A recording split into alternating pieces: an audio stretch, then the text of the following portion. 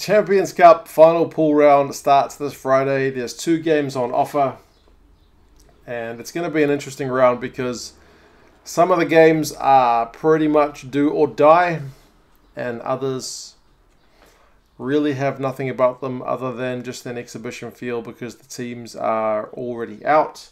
This Friday is a prime example of that. The first game between Edinburgh and Montpellier is kind of winner take all.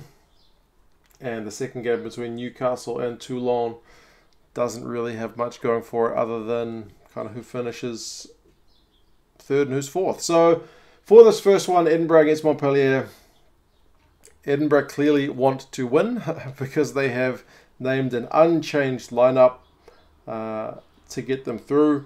It worked last week. Very strong squad that was named, and the guys did the job.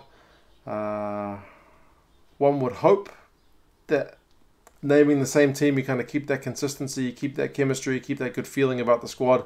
And now that they're back home, they're even more confident to go and get things done. Montpellier, it's going pretty average for them in the top 14, so I'm sure a little cup run would do them the world of good. My son clearly thinks so because he's shouting in the other room. But they've got a pretty tough ask ahead of them to go and get a win. They have met once so far in the Champions Cup, and that was the only defeat for Edinburgh. So they're 4 wins and a loss. Montpellier 3 wins and 2 losses. So adding to the spice of this one is the Glasgow Warriors factor, because from what I've read, if it's right, if Edinburgh win, then I believe Glasgow are safe and they will go through. But if they don't, then Glasgow will need to go and get their own result in their match against Saracens. So if you're a Glasgow fan, you've probably never been wanting Edinburgh to win quite as much as this. But it is definitely a factor.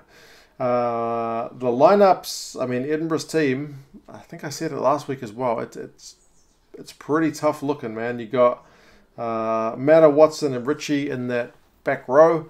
Matta had a ridiculous offload last week, so let's hope we can see some more of his magic. McAnally captains again.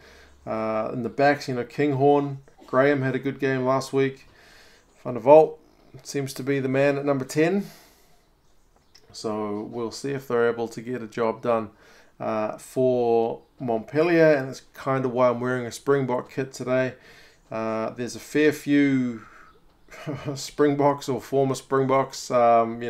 Steyn is at 15. Serfontaine's in there. Immelman, South African on the wing. Hussein, Pienaar, Duplessis, another Duplessis.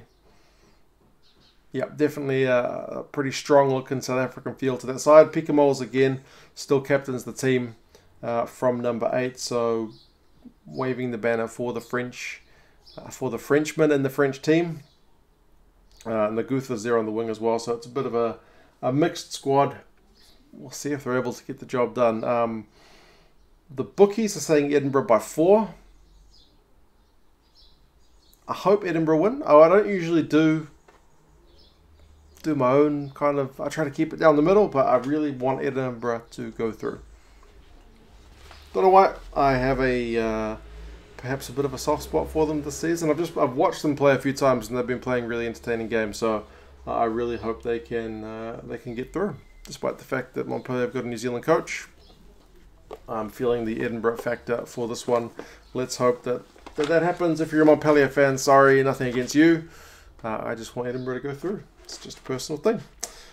For the next one, Toulon travelling to Newcastle for this one. Like I said, there's nothing much doing for this game because both teams are out.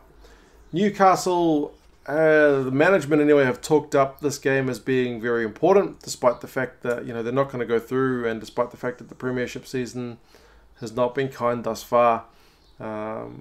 He's looking at it as a chance. Whoever was the interview, I'm not sure if it was the coach or if it was one of the assistants, but basically saying that it's a good way to get the boys up for things. So we'll see if they're able to do a job. Toulon, pretty disappointing with just the 1 win, but they've still named a fairly strong team. I mean, when you look at the Newcastle team, you still got guys like Gonova, Harris is there, Matavesi, Sinotti's in the squad this week. Flood is captain.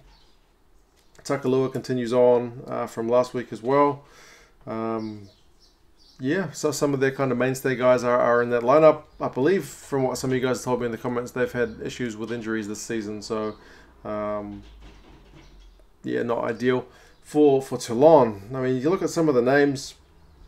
Julian Savia, the man who got a try last week, still finding his feet over in France. Who else, man? Liam Messam is there. Got Godza. So there's a fair few big name players. Marcel van der Merwe is playing. Yeah, Tui Sova. It's a Toulon side that probably should be doing better than they are, but hey, it's too late in the campaign. I suppose they might want to sign off with a nice little win, but the bookies have got Newcastle by 11 points, which is a pretty strong margin. You got Reece Webb on the bench for Toulon. Bastereau's on the bench, so I suppose they are mixing things up a bit because those guys both started last week. Belleau is also not starting, so bit of rotation, but hey, whoever wins, they can be happy that they finished the Champions Cup season on a bit of a high.